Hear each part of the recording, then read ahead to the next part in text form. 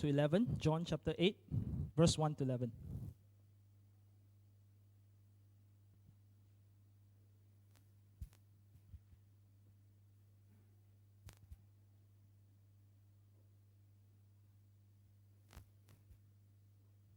Okay, in John chapter 8, verse 1 to 11, it says, "But Jesus went to the Mount of Olives. At dawn, he appeared again in the temple courts, where all the people gathered around him, and he sat down to teach them. The teachers of the law and the Pharisees brought in a woman caught in adultery. They made her stand before the group and said to Jesus, 'Teacher, this man was caught in the act of adultery. In the law of Moses commanded us to stone such women. Now what do you say?' They were using this question as a trap in order to have a basis for accusing him. But Jesus bent down, started to write on the ground with his finger. When they kept on questioning him, he straightened up and said to them, 'Let any one of you who is without sin be the first to throw a stone at her.' Again he stooped down and wrote on the ground. At this, those who heard began to go away one at a time, the older ones first, until only Jesus was left, with the woman still standing there. Jesus straightened up and asked her, 'Woman, where are they? Has no one condemned you?' 'No one, sir,' she said. 'Then neither do I condemn you,' Jesus declared. 'Go now and live your life of sin.'" The main gist of this passage emphasizes on living our sinful life, or simply to sin no more.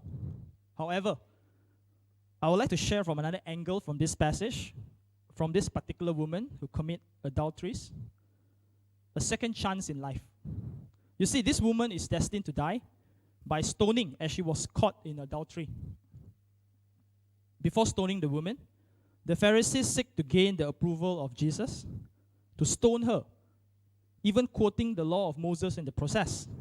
However, Jesus cleverly reversed the scenario, highlighting everyone is a sinner themselves. All the Pharisees left, and Jesus gave the woman freedom, a second chance in life. Today, will it be okay if I share my second chance in life? Is it okay? I'd like to share about a story happened to me in 2nd December 2009. So this was a moment where I was riding a motorbike. Oh, it looks like this. Similar lah. Okay, no, not like this. I'm just joking. So I was riding a bike back then, and I was delivering a very important document to Putrajaya. And it was a bright sunny afternoon on 2nd December 2009. And as I was traveling along the highway towards Putrajaya, I realized that I forgot to buckle my helmet. The buckle was spoiled, and I forgot to buckle it. But I ignored it, and then I continued to ride my motorbike towards Putrajaya. I was using the stretch along Mid Valley, towards Putrajaya. There's a stretch there, and then there's several exits on the left, right? Several exits. And all of a sudden, a taxi speed past me. As it sped past me, I was shocked at how fast the taxi was going, so I was behind the taxi right now. And then the taxi suddenly make a sharp left exit, along the highway. And I ram into the back of the taxi, right? I ram into the back of the taxi. And the next moment I know is that I was flying. I was flying, and I landed head first on the ground. And the moment my back left jumped out of the motorbike, the helmet that I was wearing was flung out of me. So I landed head first on the tar road, and everything was white. Everything went white. I thought to myself, oh, this must be heaven. No, actually, it's just a bright afternoon sunlight. I was staring at, this was bright, sunny afternoon, right? So at that point of time, I couldn't feel my legs because the motorbike was on top of me, right? The motorbike was on top of my legs, and I couldn't feel my legs. And as I trying to get out, I can't really move. And then suddenly I heard, there's a Chinese uncle who shouted, "Lao hit ah! Like a tao lao hit, in English it says, your head is bleeding a lot. So I took my hand, I was touching. Yeah, indeed, I felt a lot of blood in my head. So what is the first thing I did when I touched my head and I feel a lot of blood? The first thing I did was I did random mathematics calculation. I thought I lost my memory, you see, so I did like 1 plus 1, 2, 2 plus 2 is 4. Okay, in my mind, Then I thought, like, okay, I still have my memory. I thought I lost my memory. So then I started to move because I could feel my legs already. I could feel my legs, then I get up. I get up, and then I saw that on the ground there was a lot of blood on the ground. And then I was dizzy because I lost a lot of blood. So the Chinese uncle was actually the taxi driver.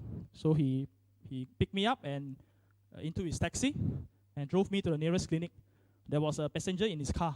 Then I look at the passenger. The passenger looked at me. Okay, so the passenger was still in his car, and then he drove me to the nearest clinic. I was conscious the entire procedure when the doctor stitched me up at the back of my head. Actually, it was a very minor scratch, but it resulted in a lot of blood. So I was lucky because it was not a deep cut. It was just a scratch on the back of my head. It's just like when you run and you fall down and you scratch your knee, that kind of scratch. So it was just a few stitches. So the doctor just stitched me up, and I was on bandage for several days. But I survived, but barely survived. So this was my experience of a second chance in life that I could remember clearly till now. I think it was not a coincidence that I was in this accident, because exactly 4 days later, I was baptized into the kingdom, 6 December 2009. And definitely some of you might have experienced accidents in your life. For me, I experienced physical accidents in my life. But if some of us cannot relate with a motorcycle, some of us may not drive a motorbike. Some of us might have different kind of accidents in our lives. Some of us, we go through mental accidents in our life, where we struggle with different things. Some of us, we went through emotional accidents in our life. And I'm sure each and every one of us here went through spiritual accidents in our life, where we are down at some point of our life, and we find it so difficult to pick ourselves up again. But for me, as I remember what the John 8 shared about how Jesus gave the woman of adultery a second chance, I reflected on my second chance in life, which was this. And I really am so thankful to be given this second chance in life. And I'm sure even as we remember today, Jesus on the cross, and how Jesus have given us our second chance in life, let us all really be thankful. And the one thing that all of us can share in common is that all of us are actually given a second chance. How many of us spiritual birthday is in the month of December?